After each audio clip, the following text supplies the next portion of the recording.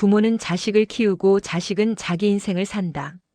이 말이 이렇게 가슴에 사무칠 줄 이정수는 몰랐다. 68세가 되어서야 비로소 이 문장의 무게를 깨달았다. 정수는 평생을 가족을 위해 살았다. 38배 나이에 남편이 갑자기 세상을 떠났을 때 그녀의 인생은 변했다. 어린 딸 박소연을 혼자 키워야 했고 누군가는 그 책임을 져야 했다. 그 누군가가 자신이어야 한다는 것을 정수는 본능적으로 알았다. 새벽 5시. 정수는 여전히 잠이 깬다. 지난 30년간 그렇게 일어났으니까. 시장 좌판에서 시작했다. 손가락이 갈라지도록 배추를 다지고 밤새 한을 담아 반찬을 담았다. 하루도 쉬지 않았다. 쉴 수가 없었다. 다만 눈앞에 그려지는 것은 딸의 얼굴뿐이었다. 이 아이만 사람 되면 된다. 그게 정순의 인생 철학이었다. 그렇게 중얼거리며 깍둑 썬 물을 소금에 절였고 고추장 냄새가 진동하는 좁은 가게에서 하루를 보냈다. 손에 굳은 살이 박이고 허리는 점점 굽어졌다. 하지만 딸은 공부를 잘했다. 엄마, 내가 좋은 대학 꼭 들어갈게. 그 약속이 정순을 살게 했다. 어떨 때는 빚을 내서라도 학원비를 냈다. 어떨 때는 무릎을 꿇고 선생님께 부탁했다. 우리 딸 좀 봐주세요. 노후 자금 따위는 생각해 본 적이 없었다. 노후? 그딴 게 뭐 하는 건가? 딸이 대학에 가고 좋은 회사에 다니고 좋은 남자를 만나는 것. 그것이 정순의 모든 꿈이었다. 그리고 정순은 성공했다. 딸은 명문대를 졸업했다. 하지만 지금 딸의 전화가 뜸하다. 딸이 결혼에 분가한 뒤 정순은 시골의 작은 연립주택으로 이사했다. 새 삶의 시작이었다. 아니, 정확히는 끝이었다. 30년간 정신없이 달려온 인생이 갑자기 멈췄다. 아침에 눈을 떠도 할 일이 없었다. 딸을 위해 챙겨야 할 밥도 빨아야 할 옷도 없었다. 반찬 가게는 이미 정리했고 손주는 아직 없었다. 정수는 처음으로 자신의 인생을 마주했다. 그리고 그것이 얼마나 허전한지 깨달았다. 이제 나 혼자네. 중얼거리는 목소리가 시골집 빈방에 울렸다. 남편은 이미 이 세상에 없었다. 딸도 이제 남편과 함께 자기 인생을 살고 있었다. 당연한 것이었다. 정수는 이렇게 되길 원했으니까. 딸이 좋은 남자를 만나고 행복한 가정을 이루기를 원했으니까. 그런데 왜 이리 외로웠을까? 밤이 유난히 길었다. TV를 켰다. 옆집 할머니가 손주와 떠드는 소리가 들렸다. 그럴 때마다 정수는 창문을 닫았다. 딸의 전화를 기다렸지만 전화는 좀처럼 울리지 않았다. 업무가 바쁘다고 신혼생활이 바쁘다고 했다. 당연한 말이었다. 정순도 이해했다. 하지만 이해한다고 해서 외로움이 사라지는 것은 아니었다. 기초연금과 가게 정리 후 남은 돈, 그리고 남편의 퇴직금 일부. 이 정도면 조용히 살다 가겠지. 정수는 계산했다. 아껴 살면 충분했다. 의료비가 들어도 작은 병원 치료 정도는 감당할 수 있었다. 가난하지는 않았다. 다만 쓸쓸했다. 정순의 바람은 딱 하나였다. 자식에게 손 벌리지 않는 노후. 그것이 정순이 마지막으로 남편과 약속했던 것이다. 우리 애 저렇게 커도 나한테 폐 끼치지 않도록 해야지. 남편은 웃었었다. 그리고 얼마 뒤 세상을 떠났다.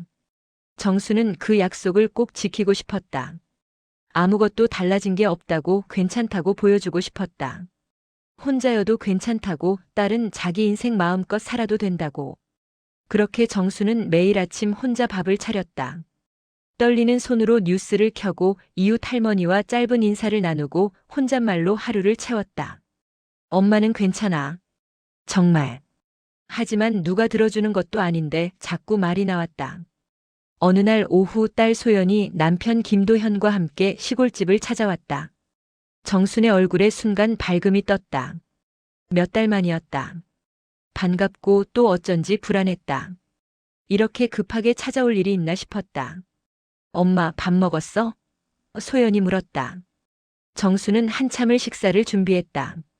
마침 시장에서 사온 고등어를 구워 밥상을 차렸다. 딸의 남편을 대하는 것은 여전히 어색했지만 정수는 최선을 다했다. 밥을 먹던 중 김도현이 말을 꺼냈다.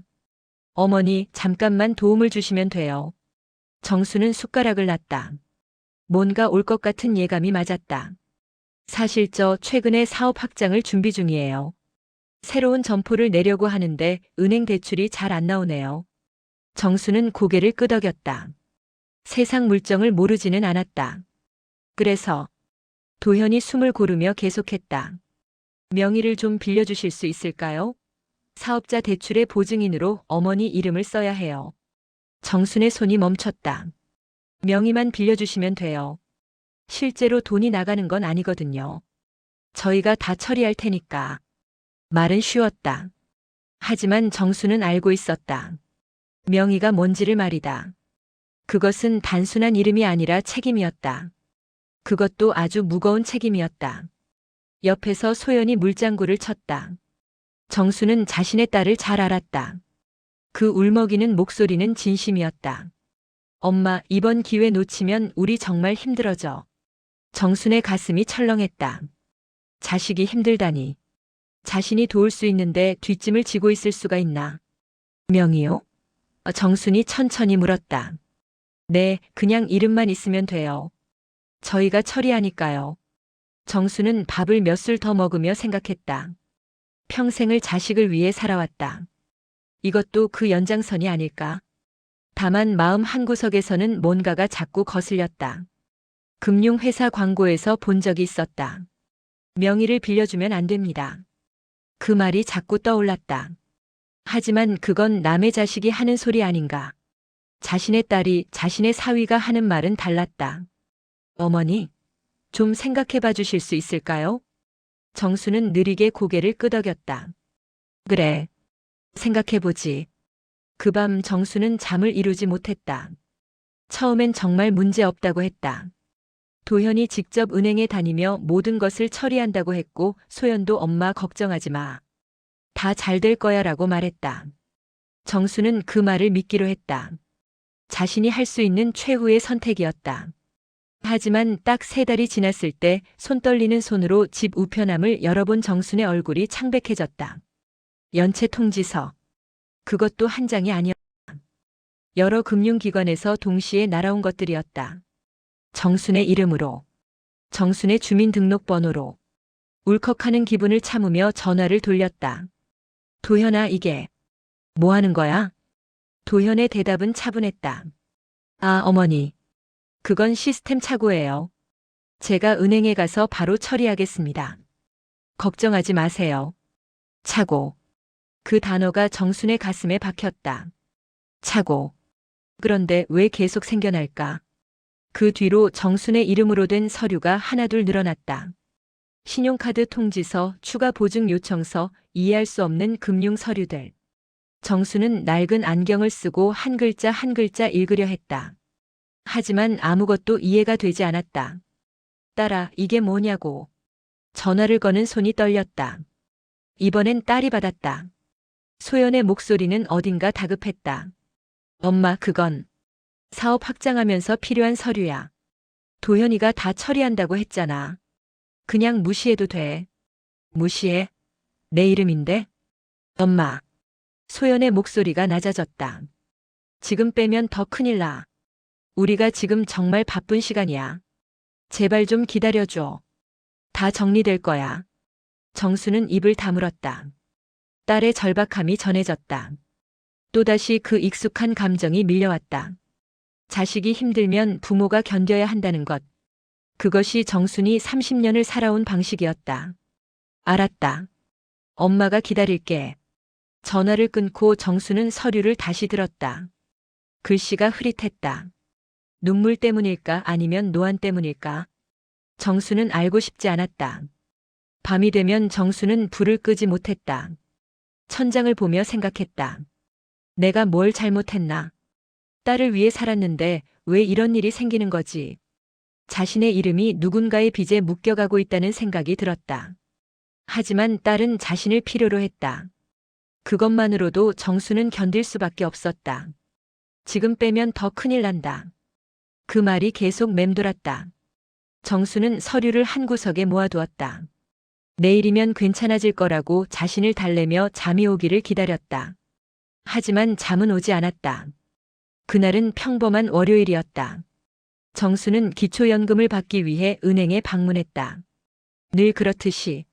하지만 그날은 달랐다. 창구 직원이 물었다. 어르신 혹시 이 계좌에 대해 알고 계세요? 정수는 고개를 기울였다. 뭐요? 이 계좌 어르신 명의잖아요. 연체가 좀 심한데요. 직원이 컴퓨터 화면을 돌렸다. 정순의 눈이 커졌다. 그 숫자가 현실이라고 믿고 싶지 않았다. 에이, 이게 뭐예요? 어르신 명의로 수억 원대의 채무가 있습니다. 세상이 흔들렸다. 정수는 의자에 앉았다. 아니, 주저앉았다고 하는 게 맞다. 무릎이 더 이상 견디지 못했다. 사위가? 대출 신청자는 김도연 씨네요. 어르신이 보증인이시고요. 정수는 입술을 깨물었다. 보증인. 그 말이 이렇게나 무거울 수가 있나? 사업은 잘 되고 있나요? 직원이 미안한 표정으로 고개를 저었다. 연체되고 있습니다. 기한이 꽤 지났는데요. 정순이 은행을 나와 딸에게 전화를 걸었을 때 소연의 목소리는 이미 알고 있다는 듯 떨렸다. 엄마. 그런데 왜? 너 몰라? 내 이름으로 수억 원이 묶여 있다고. 침묵이 흘렀다. 길고 긴 침묵. 그 침묵이 모든 것을 말해주었다. 엄마, 나도 몰랐어. 뭐라고? 도현이가 다 망쳤어. 사업이. 정수는 한 발 한 발 집으로 걸어갔다. 다리가 풀렸다. 손은 떨렸다. 휴대폰을 귀에 붙인 채로. 그럼 이 돈은 누가 내는 거야? 엄마. 소연의 목소리가 더 작아졌다. 도현이가 없어져서. 없어졌다. 도망쳤어. 사업 망하고 돈 빚지고. 정수는 전봇대에 기대섰다. 세상이 돈다. 아니, 자신이 도는 것 같았다. 그 뒤 며칠 뒤 딸이 직접 내려왔다. 소연의 얼굴은 창백했다. 엄마보다도 더 무너져 있었다. 엄마, 미안해. 나도. 남편이 이럴 줄 몰랐어. 정수는 딸을 보지 않았다. 창밖으로만 시선을 던졌다. 엄마가 도와줄 수밖에 없잖아. 소연의 목소리가 흔들렸다.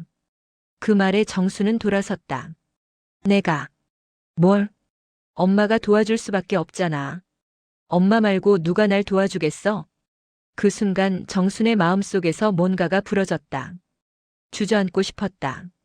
아니, 울고 싶었다. 하지만 눈물은 나오지 않았다. 너무 많이 울었고 너무 오래 참았기 때문이다. 딸은 계속 말했다. 도현이가 몇 달 뒤에는 돈을 벌 거래. 그땐 다 정리할 거래. 제발 엄마 지금만 참아줘. 정수는 의자에 앉았다. 68세의 여인이 평생을 자식을 위해 산 여인이 노후 저축을 지키고 싶었던 여인이 이제 자신이 어떻게 된 건지도 모른 채 앉아 있었다. 자신의 이름으로 묶인 수억 원의 빚 위에서 정수는 결심했다. 이건 더 이상 자신이 감당할 수 있는 문제가 아니었다. 변호사를 찾아 상담을 받기로 했다. 딸의 남편 때문에 자신의 노후가 무너지는 것을 그냥 보고만 있을 수는 없었다. 그것도 평생 자식을 위해 살아온 자신에게 이것은 최소한의 요구였다. 변호사는 명확했다. 이 채무는 어르신이 책임져야 합니다. 보증인이시니까요. 하지만 사위분과의 대여금 소송은 가능합니다. 정수는 전화를 걸었다. 딸에게. 소연아, 엄마가 법적 절차를 밟기로 했다. 너희 둘이 이 돈을. 전화 너머에서 소연의 목소리가 갑자기 높아졌다. 엄마, 지금 이러면 우리 다 망해. 그럼 나는? 엄마는? 정순의 목소리도 떨렸다. 이것이 자신이 할 수 있는 마지막 질문이었다. 자신도 무너지고 있다는 것, 자신도 도움이 필요하다는 것을 알려주는 마지막 말이었다. 침묵이 흘렀다. 소연아? 여전히 아무 대답이 없었다. 정수는 폰을 귀에서 떨어뜨리고 싶었다. 하지만 끝까지 들었다. 딸의 숨소리. 그것도 없었다. 단지 공중파음만 있었다. 엄마가 뭘 잘못했어? 정순이 다시 물었을 때 소연이 말했다. 엄마, 지금은 우리가 너무 힘들어. 나중에 얘기하자. 그 말이 마지막이었다. 이틀 뒤 정순의 핸드폰에는 문자가 날아왔다. 엄마, 우리 한동안 연락 안 할게요. 남편이 스트레스 받는데요. 이해해 주세요. 정수는 핸드폰을 들었다 놨다를 반복했다. 답장을 쓰려다 멈췄다. 뭐라고 말해야 할까? 사위가 아프니까 딸을 만나지 말라는 건가? 그럼 자신은? 손주 은서의 생일이 지났다. 정수는 선물을 사들고 딸의 집 앞에 갔다. 초인종을 눌렀다. 하지만 아무도 문을 열지 않았다. 정수는 그 자리에서 한참을 섰다. 그리고 선물을 현관 앞에 내려놓고 돌아왔다. 일주일 뒤 선물은 사라져 있었다. 누군가 받은 건지 버려진 건지 모를 일이었다. 시간이 지나갔다. 한 달, 두 달, 세 달. 정순의 핸드폰은 울리지 않았다. 딸도 손주도 나타나지 않았다. 가끔 소연의 SNS를 봤다. 그곳에는 행복한 가족의 모습이 있었다. 은서가 자라 있었다. 한 살 더 커 있었다. 정수는 그 사진을 몇 분을 보다가 폰을 내려놨다. 밤이 오면 정수는 혼잣말을 했다. 내가 뭘 잘못했나?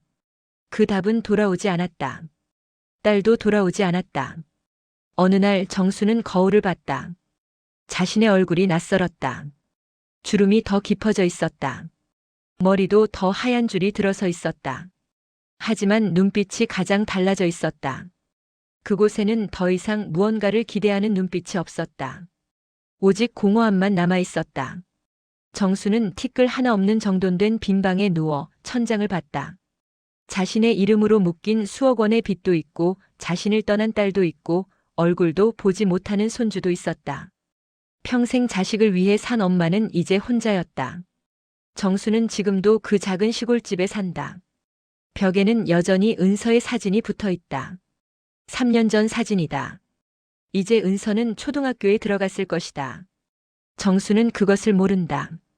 채무 조정으로 겨우 숨만 쉬듯 산다. 매달 일정 금액을 은행에 낸다. 언제 끝날지 모르는 그 돈을. 변호사는 말했다. 몇십 년이 걸릴 수도 있습니다. 정수는 웃음이 나왔다. 자신이 몇십 년을 더 살 수 있을까? 의료비는 최소한으로 줄였다. 밥은 쌀밥과 된장국으로 충분하다고 생각했다. 나이가 들수록 욕심이 줄어든다고 했지만 사실은 욕심을 낼 여유가 없는 것이었다. 가끔 그 옛날을 생각한다. 남편이 살아있을 때, 딸이 어렸을 때를 말이다.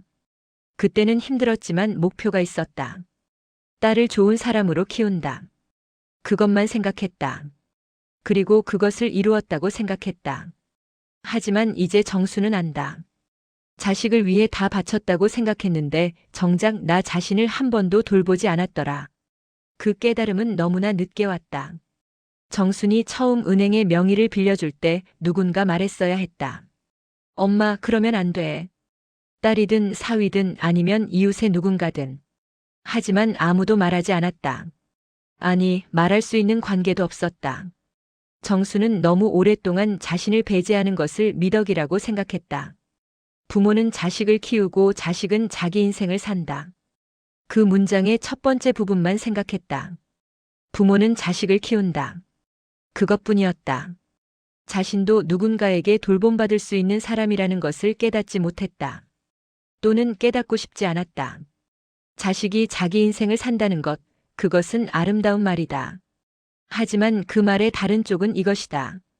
부모도 자기 인생을 살아야 한다는 것. 자신의 노후를 지키는 것도 때로는 자식을 거절하는 것도 자신을 보호하는 것도 나의 인생이라는 것을.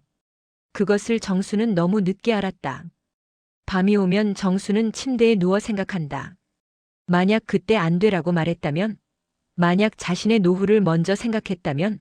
만약 경계를 지었다면? 그렇다면 딸과 지금도 연락을 했을까? 손주를 안아볼 수 있었을까? 정순도 모른다. 하지만 한 가지는 분명하다. 자신의 집을 지켰다면, 자신의 노후를 지켰다면 적어도 혼자는 아니었을 것이다. 경계 없는 사랑이 얼마나 위험한지를 알면서도 무너진 관계보다는 남겨진 것이 있었을 것이다. 정수는 천천히 일어나 창밖을 본다. 시골의 밤은 깊다. 신문에 나는 뉴스들이 떠오른다. 보증인 때문에 노후를 잃은 어르신들, 자식 때문에 빚에 시달리는 엄마 아빠들. 그것이 남의 얘기가 아니라는 것을 이제야 안다. 그리고 정수는 당신에게 묻고 싶다. 당신은 혹시 정순처럼 살고 있지는 않나요? 자식을 위해 모든 것을 내려놓고 있지는 않나요? 당신의 노후는 정말 안녕하신가요? 자식을 사랑하는 것은 미덕이다. 하지만 자신을 돌보는 것도 의무다. 자식을 보호하려다 자신을 잃지 마세요. 경계를 긋는 것이 차갑다고 생각하지 마세요. 그것은 당신과 자식 모두를 지키는 사랑의 다른 형태입니다. 정수는 다시 침대에 누웠다. 천장을 바라보며 중얼거렸다. 내가 좀 더 일찍 깨달았으면 좋았을 텐데. 하지만 늦었다. 정순의 인생에서 그때는 이미 지나간 것이었다. 남은 것은 오직 후회와 혼자라는 현실, 그리고 당신에게 건네는 이 작은 경고뿐이었다. 당신의 노후는 정말 안녕하신가요? 정순의 이야기 어떠셨나요? 혹시 당신도 정순처럼 살고 계신 건 아닐까 하는 생각이 들 수도 있습니다. 자식을 위해 모든 것을 내려놓고 자신은 뒷전이 되어버린 그런 살 말입니다. 저는 당신에게 꼭 말씀드리고 싶습니다. 당신의 노후는 당신의 것입니다. 자식을 사랑하는 것과 자신을 돌보는 것은 모순이 아닙니다. 경계를 긋는 것이 차갑고 무정한 것이 아닙니다. 그것은 당신이 행복해야 자식도 행복할 수 있다는 가장 현명한 사랑의 표현입니다. 만약 당신도 보증인을 요청받거나 자식의 금전 문제에 휘말리고 있다면 오늘 정순의 이야기가 작은 경고가 될 수 있기를 바랍니다. 그리고 혹시 당신이 지금 자식과의 관계로 인해 상처받고 계신다면 당신은 혼자가 아니라는 것을 기억해 주세요. 이 채널 마음쉼터는 당신의 이야기를 듣고 당신의 마음을 함께하기 위해 존재합니다. 이 영상이 도움이 되셨다면 아래 좋아요 버튼을 눌러주세요. 당신의 한 번의 클릭이 같은 상황에 있는 누군가에게 큰 위로가 됩니다. 그리고 구독 버튼을 눌러주세요. 마음쉼터 라디오는 앞으로도 당신의 인생 이야기, 당신의 감정에 귀 기울이겠습니다. 새로운 이야기로 찾아올 것을 약속드립니다. 당신의 인생도 누군가의 용기가 될 수 있습니다. 댓글로 당신의 이야기, 당신의 생각을 나눠주세요. 우리 함께 따뜻한 공동체를 만들어 가겠습니다. 당신을 응원합니다. 정말로요. 마음쉼터 라디오 다음에도 함께 해주세요.